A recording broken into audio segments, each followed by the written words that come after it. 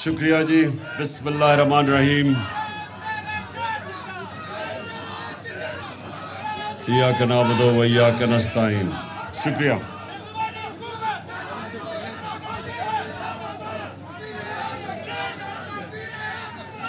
شکریہ.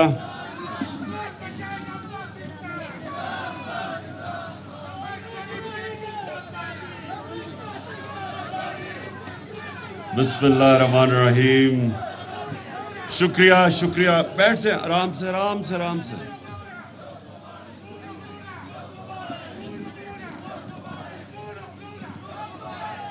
بس اچھا جی. میں جی آج ان الیکشنز ہمیں پتہ ہے کہ یہ جلدی کے الیکشنز ہیں. یہ وہ الیکشنز نہیں جو ہم کروانا چاہتے ہیں پارٹی میں، اور انشاءاللہ کروائیں گے. لیکن یہ وقت کی ضرورت تھی، اس لیے ہمیں یہ ایک فاسٹ ٹریک پہ الیکشن کروانا پڑا. لیکن مجھے اس میں بھی یقین ہے کہ ہمارے اس الیکشن کے بعد جو اپوزیشن ہے ہماری، راجہ ریاض سے بہتر اپوزیشن ہے جو کہ وہ اس وقت پارلیمنٹ کے اندر اپوزیشن ہے، اس میں بھی ہماری بہتر اپوزیشن ہے. اچھا جی، میں سنیں میری بات. دیکھیں، میرا 26 سال پہلے جب میں نے یہ پارٹی شروع کی تو میرا ہمیشہ آئیڈیل یہ تھا کہ یہ ایک ادارہ بنے گا، یہ پارٹی ایک انسٹیٹیوشن بنے گی، ایز اپوز ٹو جو فیملی پارٹیز ہیں. پاکستان میں پولیٹیکل پارٹیز نہیں ہیں، فیملی پارٹیز ہیں. یہ جو آپ دیکھ رہے ہیں، بلکہ کیوں ہماری ڈیموکریسی ایوالو نہیں کی؟ فیملی پارٹیز کی وجہ سے. کیونکہ دو سسٹمز ہیں، ایک ہے بادشاہت، دوسری ہے جمہوریت. جمہوریت ایونچولی بادشاہت کو پیچھے چھوڑ گئی، کیونکہ جمہوریت کے اندر میرٹ ہے، بادشاہت میں میرٹ نہیں ہے. تو ہمارے ملک میں نام تو ہم نے جمہوریت کا لیا، لیکن اس کے اندر فیوڈل سسٹم یعنی ایک قسم کی بادشاہتی تھی جدھر کوئی میرٹ نہیں تھا. یعنی آپ یہ دیکھیں، دو خاندان ہیں پاکستان میں پچھلے 60 سال میں. آدھا وقت ملٹری کی گورنمنٹ تھی اور آدھا وقت یہ دو خاندان کی حکومت تھی.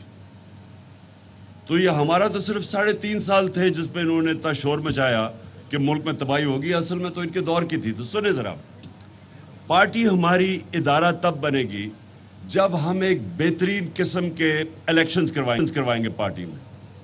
اور الیکشنز کا مطلب یہ کہ ایک میرٹ کے اوپر ایک وہ لیڈرشپ جو لوگ ہماری ممبرز چاہیں گے اوپر آئے. تو یہ ایک ہم نے 2 ایکسپیریمنٹس کیے ابھی تک. ایک بہت بڑا ایکسپیریمنٹ 2013 کے الیکشن سے پہلے کیا. وہ بدقسمتی سے ویسا الیکشن نہیں ہوا جو ہم چاہتے تھے، کیونکہ پریسیڈنٹ کوئی نہیں ہے. پاکستان میں کوئی پارٹی الیکشن ہی نہیں کرواتی صحیح معنی میں.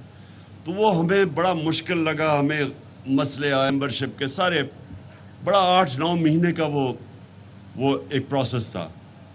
پھر ہم نے دوسری وقت کوشش کی اور ہم نے تسلیم نورانی کے نیچے پورا ایک الیکشن سیل بنایا، بڑا پیسہ بھی ایلوکیٹ کیا. اور جو سسٹم چاہتے تھے، ہم اصل میں فیوچر ہے ہی موبائل فون کے ذریعے الیکشنز. یہ آپ دیکھ لیں گے دنیا میں اینڈ میں موبائل فون کے ذریعے الیکشن ہوگا جس طرح ٹیکنالوجی جا رہی ہے. تو ہم نے پری ایمپٹ کیا اس کو، کوشش کی، لیکن وہ انفارچونیٹلی وہ ہمارا سسٹم صحیح معنی میں بنا نہیں. لیکن یہ میری آپ سب سے وعدہ ہے کہ جیسے ہی ہماری پہلی اپرچونٹی ہوگی، تیاری ابھی سے ہم کر رہے ہوں گے، ہم نے اس پارٹی میں الیکشن کروا کے میریٹوکریسی لے کے آنی. وہ صرف جب ایک الیکٹرل پروسیس ٹھیک ہوگا تبھی میریٹوکریسی آئے گی. تو میں یہ کہنا چاہتا تھا. ایک اب اپنی پارٹی کو اور آسیہ، آپ کو خاص میں ملنے بھی آسیہ کو گیا تھا. ہماری خواتین کی بہت زبردست پرفارمنس رہی ہے پنجاب اسمبلی میں بھی. اور جس طرح ہماری خواتین نے ڈی چوک پہ وہ پہنچی اور جس طرح وہ شیلنگ انہوں نے برداشت کی، میں ان کو آج سب کو خراج تحسین پیش کرنا چاہتا ہوں. اس لیے کہ پاکستان میں کبھی نہیں دیکھا اس طرح عورتوں کو اور بچوں کے میں اس طرح کی اس طرح کی ٹیئر گیس شیلنگ میں سوچا بھی نہیں تھا کہ پاکستان میں ہوگا، کیونکہ ہمارا ایک معاشرے میں خواتین کی زیادہ عزت ہے. میں وہ پاکستانی کہہ رہا ہوں جس نے ساری دنیا دیکھی ہے. ہمارے معاشرے میں اور اسلام کے کلچر میں خواتین کی بہت پہلے سے زیادہ عزت ہے، اور ہم نے کبھی یہ تصور نہیں کیا کہ پولیس، ہماری اپنی پولیس اور رینجرز، اور سامنے دیکھ رہے ہیں کہ عورتیں بچے اور وہ ان کے اوپر اس طرح کی بے دردی سے شیلنگ کریں. مجھے کبھی یہ اندازہ نہیں تھا کہ میں یہ بھی اپنے ملک میں یہ دیکھوں گا. اور مجھے افسوس سے یہ کہنا پڑتا ہے کہ مارشل لاء کے علاوہ کبھی کسی ڈیموکریسی کے اندر اس طرح کا پولیس کا جو رویہ تھا، جس طرح انہوں نے رات کے لوگوں کے گھروں میں گھسے، پتہ تھا عورتیں ہیں وہاں، اور جس طرح ان کا عورتوں سے رویہ تھا، میں نے یہ کبھی نہیں سوچا تھا کہ پاکستان میں یہ ہوگا. اور ایک ایسا خوف پھیلایا گیا. اور وہ خوف کیوں پھیلایا گیا؟ کیونکہ ایک پہلے بیرونی سازش کے تحت ایک ناجائز کرپٹ، وہ لوگ جو 30 سال سے کرپشن کر رہے تھے، جن کے پرانے کیسز تھے، ان کو اوپر مسلط کیا گیا. اور پھر جب دیکھا کہ عوام کھڑی ہو گئی ہے تحریک انصاف کے ساتھ، اور میں واقعی آپ کو کہہ رہا ہوں کہ میں نے کبھی بھی اتنے بڑے جلسے نہیں دیکھے، میں نے کبھی اس طرح کی پبلک کو نکلتے نہیں دیکھا. جو خود پبلک نکلی جب سے ہماری گورنمنٹ گرائی گئی، خود پبلک نکلی، میں نے کبھی ایسے پاکستان میں نہیں دیکھا. اور دوسری چیز کہ جب خوف آ گیا، انہوں نے جب دیکھا پبلک نکلی ہے، تو جب ہم نے یہ ایک پرامن احتجاج تھا، ہمارے دور میں 3 لانگ مارچز کی گئی. فضل الرحمان نے کی، اس نے کیا، بلاول نے کیا مہنگائی مارچ. 4 روپے تب بڑا تھا پیٹرول، اور اس نے مہنگائی مارچ کر دی. ہم نے تو کسی کو نہیں روکا، ہم نے تو کوئی کنٹینرز نہیں رکھے، پولیس سے اس طرح نہیں دہشت پھیلائی، ہم نے تو نہیں کیا، کیونکہ ہم ڈیموکریٹک پارٹی ہیں. ہماری گورنمنٹ سب سے زیادہ ڈیموکریٹک گورنمنٹ رہی ہے اس پاکستان کی تاریخ میں. ہم نے نہ کوئی میڈیا کو کچھ کیا، فیک نیوز کے خلاف ہم نے بات کی. وہ تو کوئی بھی دنیا کی ڈیموکریسی کے اندر آپ فیک نیوز کے اوپر بڑا ہیوی فائنز ہیں، لائبل لاز ہیں، وہاں ہیوی فائنز ہیں. بلکہ یہاں کے ہمارے 1-2 لوگوں نے انگلینڈ میں جا کے کیسز کر کے کیسز جیتے ہیں. تو یہاں سوائے فیک نیوز کے اوپر ہم نے نہ کوئی میڈیا پہ ریسٹرکشنز تھی. آج دیکھیں میڈیا کے اوپر کیا ہو رہا ہے. وہ جو 4 اینکرز ہیں ان کے اوپر جس طرح کی کاروائی ہو رہی ہے، اور وہ میں ان کو سلوٹ کرتا ہوں، وہ ہیروز ہیں. وہ کھڑے رہے اپنے موقف پہ اور انہوں نے سٹینڈ لیا. اور یہ بھی میں آپ کو بتاؤں کہ دیکھیں صحافت، ہر ایک تو ہوتا ہے نا جی کہ آزادی رائے اور صحافت کو بڑا اٹھایا جاتا ہے.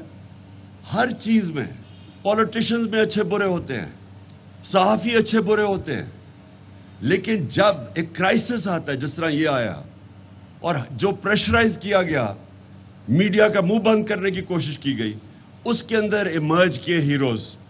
اور یہ 4 جو صحافی جو کھڑے ہوئے ہیں اور جو اپنے موقف پہ ڈٹے رہے ہیں، اس کو یہ قوم کا اثاثہ ہے. جو اصل جرنلزم ہوتی ہے وہ قوم کے لیے بہت بڑا اثاثہ ہوتا ہے. جو کنسٹرکٹیو کرٹیسزم ہوتی ہے یہ ایسٹ ہے قوم کے. تو اس کے بعد جو انہوں نے جب یہ تشدد کیا اور سب کچھ کیا، ڈرایا، کیونکہ یہ ناجائز حکومت کو اب کیا انہوں نے، ان کے طریقے کیا تھے؟ ایک تو پہلے سازش ہو گئی، پھر انہوں نے اپنی یہ ساری پارلیمنٹ کو بالکل ڈسکریڈٹ کر کے رکھ دیا. ایک آدمی جو ان کی ٹکٹ لینے لگا اس کو انہوں نے اپوزیشن لیڈر بنا دیا. اس کا مطلب پارلیمنٹ ہی ختم ہوگی، جس میں اپوزیشن ہی نہیں، وہ پارلیمنٹ کیا ہے؟ اس کے بعد انہوں نے الیکشن کمیشن کو سنبھال لیا. الیکشن کمیشن پہلے ان کے ساتھ تھی. اب یہ کیا کریں گے کہ ان کا صرف ایک ناجائز کام کو جائز کروانے کے لیے ساری اسٹیٹ انسٹیٹیوشنز کو کمپرومائز کیا جائے گا. الیکشن کمیشن، کسی کو اعتماد نہیں ہے الیکشن کمیشن پہ. جو انہوں نے حلقہ بندیاں کی، ساری جگہ سے کمپلینٹس آ رہی ہیں، میلیفائڈ انٹینشن سے کی، کسی کو فیتھ نہیں ہے. اور سب کو پتہ ہے کہ تیاری کر رہے ہیں کہ کسی نہ کسی طرح ان کو الیکشن جتایا جائے. سو ساری پاکستان ان چوروں کو اوپر لانے کے لیے اور رکھنے کے لیے سارے پاکستان کے اداروں کی تباہی ہوگی. الیکشن کمیشن تو ابھی ڈسکریڈٹ ہو گیا. نیب کے اندر اب اپنا آدمی رکھ کے تو نیب بالکل ڈسکریڈٹ ہوگی کہ اپنے کیسز ختم کروائیں گے. ایف آئی اے کو انہوں نے تباہ کر کے رکھ دیا کہ وہ لوگ جنہوں نے بڑی محنت سے ملک کے لیے کیسز بنائے تھے ان کے اوپر, یہ شریف خاندان کے اوپر, اور ان کے ڈرتے تھے لوگ, بیوروکریٹس ڈرتے تھے, پولیس والے ان کے اوپر کسی قسم کا ایکشن لیتے ہوئے ڈرتے تھے. نیب میں جا رہے ہیں اور نیب کے اندر جا کے پتھراؤ کر رہے ہیں نیب کے اوپر صرف کیسز سے نکلنے کے لیے. وہاں ایف آئی اے کی وہ حمزہ شہباز جا رہا ہے ایف آئی اے کے اندر اور دھمکیاں دے رہا ہے. وہ جو ڈاکٹر رضوان جو ہارٹ اٹیک سے مرے ہیں ان کو دھمکیاں دے رہا ہے کہ تم ہوتے کون ہو مجھے پوچھنے والے. تو انہوں نے ان کے خلاف ادارے پہلے ڈرتے تھے, اب آ کے ایف آئی اے سے انہوں نے جو کیا ہے, ایک کو ہارٹ اٹیک ہو گیا جو انویسٹیگیٹ کرے, ایک ڈاکٹر رضوان مر چکے ہیں, سارے کیسز اپنے ختم کروائیں گے. یہ کبھی بھی کسی بھی دنیا کے اندر ملزم قاضی نہیں بن سکتا.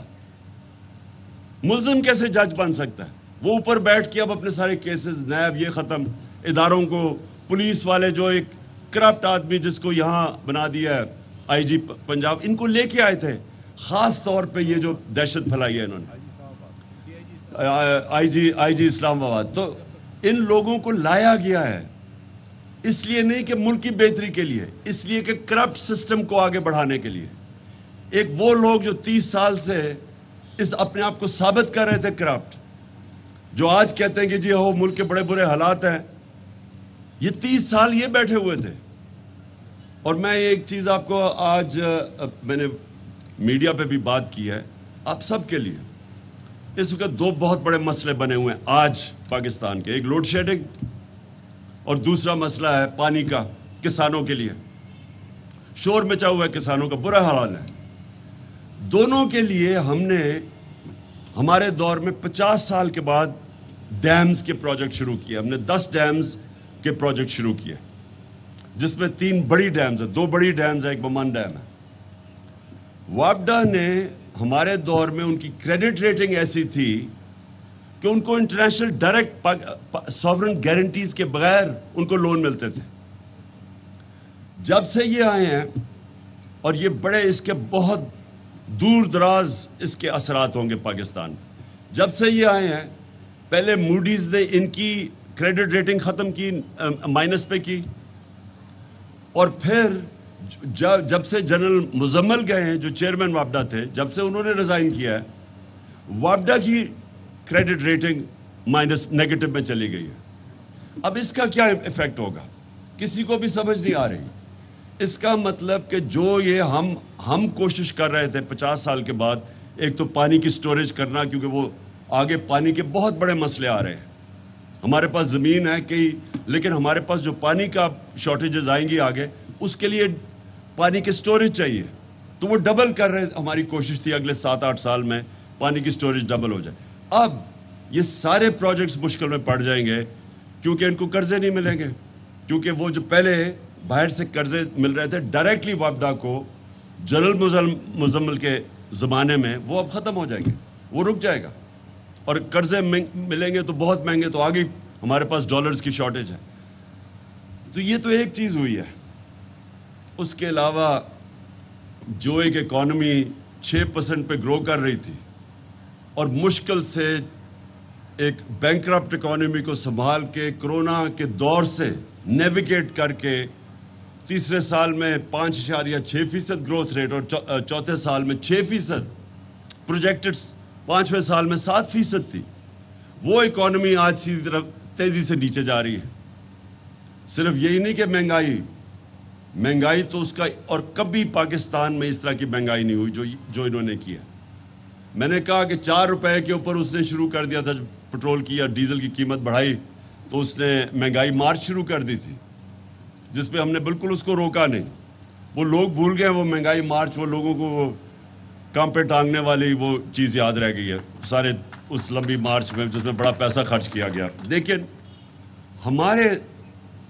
ہمارے دور میں آپ سوچے 3.5 سال تب ساری مہنگائی تیل کی قیمت اوپر گئی ہوئی تھی, تو ہمارے دور میں 55 روپے ہم نے 3.5 سال میں پٹرول مہنگا کیا اور 50 روپے ڈیزل مہنگا کیا, اور انہوں نے 10 دنوں میں 60 روپے پٹرول اور ڈیزل پر لیٹر مہنگا کیا.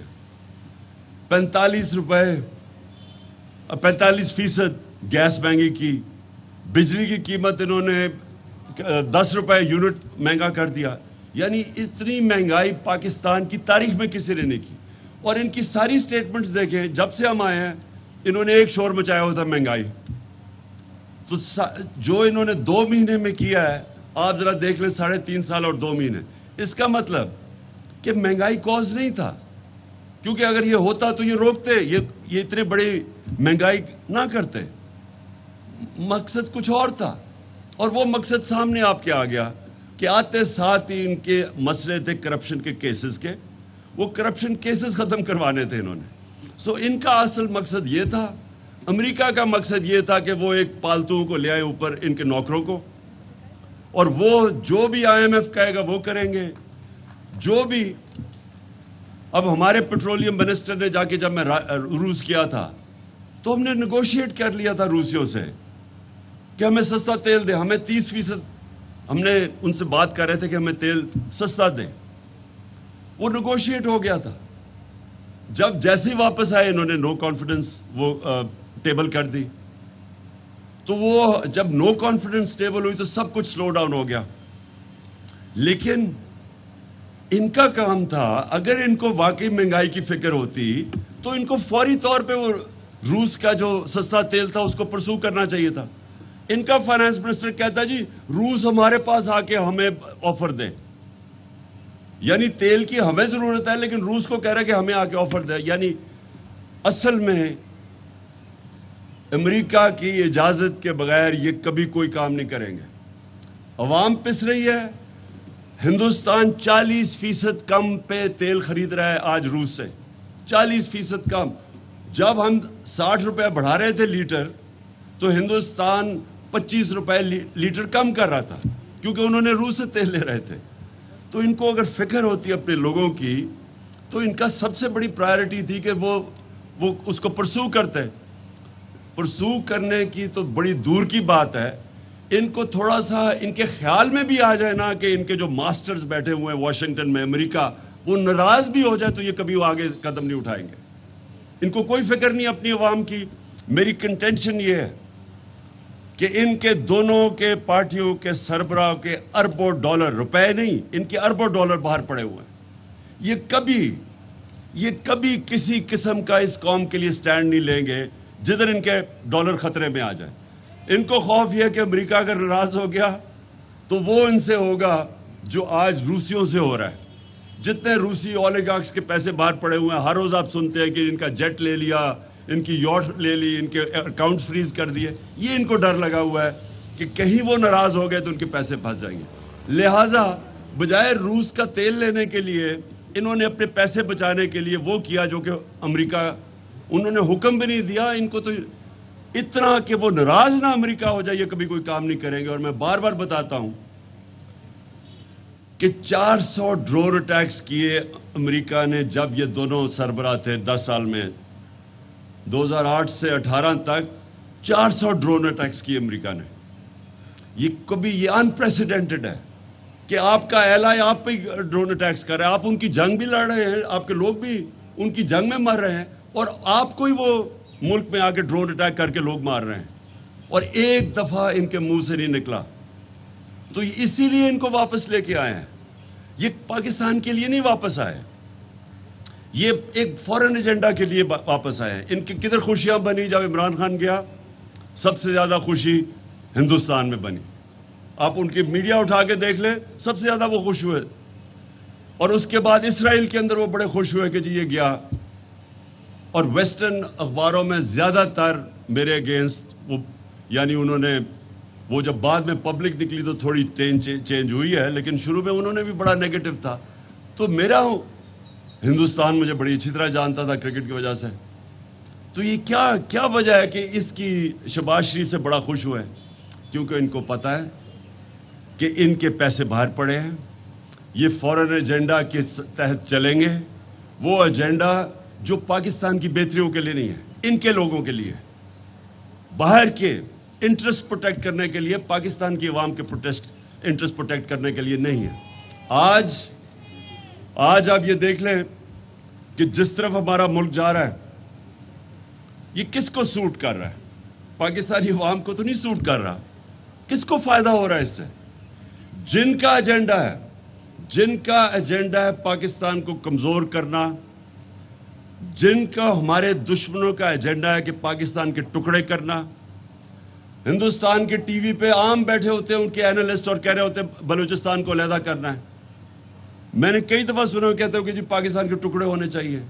کون یہ ساری مسلمان دنیا میں آج آپ دیکھیں تو ایک مسلمان ملک دیکھ لیں جو عراق سے شروع کریں اور لیبیا سے شروع کریں، سیریا سے شروع کریں، صومالیہ، یمن، سارے مسلمان ملکوں میں دیکھ لیں، افغانستان، ساروں کے اندر باہر کے ایجنڈا کے تحت وہ ملکوں کی تباہی ہے۔ تو وہ جو باہر کی فورسز ہیں جو ہمارے خیر خواہ نہیں ہیں، وہ یہ نہیں چاہتے کہ پاکستان مضبوط ہو۔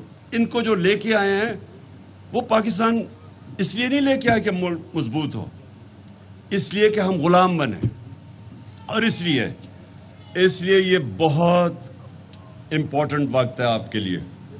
آپ پاکستان کی وہ پارٹی ہیں جو کہ آج واحد پاکستان کی فیڈرل پارٹی رہ گئے، باقی دو پارٹیز رہ گئی ہیں، انٹیریئر سندھ کی اور ایک رہ گئی سینٹرل پنجاب کی۔ آپ وہ پارٹی ہے جو کہ سارے پاکستان کی پارٹی ہے۔ آپ کی پارٹی ملک کو اکٹھا رکھ سکتی ہے۔ یہ وہ پارٹی ہے، صرف دو فورسز اس وقت یہ جو دشمن جو چاہتے ہیں کہ کمزور ہوں، ایک وہ چاہتے ہیں کہ تحریک انصاف کمزور ہو جس لیے یہ سازش تھی، دوسری وہ چاہتے ہیں پاکستانی فوج کمزور ہو۔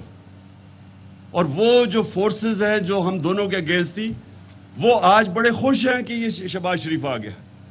تو ہمارے پہ ذمہ داری ہے، یہ جو اگلا فیز ہے اس پہ ہم نے آزادی تحریک پہ پورا زور لگانا ہے۔ میں انشاءاللہ چند دنوں میں ڈیٹ دینے لگا ہوں۔ ہم صرف اپنے وکلا سے کنفرم کر رہے ہیں کہ ہم ایک قانون کے اندر رہتے ہوئے ان سے پرمیشن مانگ رہے ہیں۔ جیسے ہمیں یہ پرمیشن ملتی ہے، اور یہ زیادہ دیر نہیں ہے، میں آپ کو ابھی کال دوں گا، بہت بڑا اس ملک کی تاریخ کا انشاءاللہ سب سے بڑا ہم ایک احتجاجی پروٹیسٹ کریں گے۔ یہ ہمارا رائٹ ہے، یہ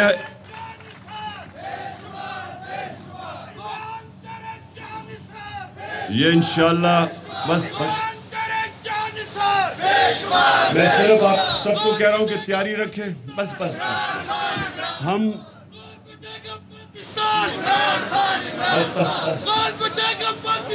اچھا سنیں، ہم ساروں میں نے تنظیموں کو کہا ہوا کہ اس کی تیاری رکھیں۔ ہم انشاءاللہ جیسے ہمارا کلیئر ہوتا ہے، ابھی سپریم کورٹ کا سے جو کلیئر کرتے ہیں، کیونکہ ہم سپریم کورٹ میں گئے ہوئے ہیں، جیسے کلیئر ہوتا ہے میں آپ کو ڈیٹ دوں گا۔ میں سب کو چاہتا ہوں آپ جتنے بھی ڈیلیگیٹس بیٹھے ہوئے اپنے علاقوں میں تیاری کریں، کیونکہ میں اس کو یہ نہیں سمجھتا ہم پالیٹکس کر رہے ہیں، میں اس کو یہ سمجھتا ہوں کہ یہ ہم اپنے ملک کے لیے جہاد لڑ رہے ہیں۔ آزادی، ایک مسلمان جب اپنی آزادی کے لیے کھڑا ہوتا ہے وہ جہاد ہوتا ہے۔ اور انشاءاللہ میں جب آپ کو ڈیٹ دوں گا آپ کی سب کی تیاری ہونی چاہیے۔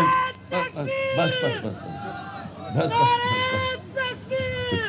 اچھا آخر میں بفور یو لیو، نور اللہ قادری سے وہ مذمتی قرارداد کروانی ہے، وہ بی جے پی کے اس میں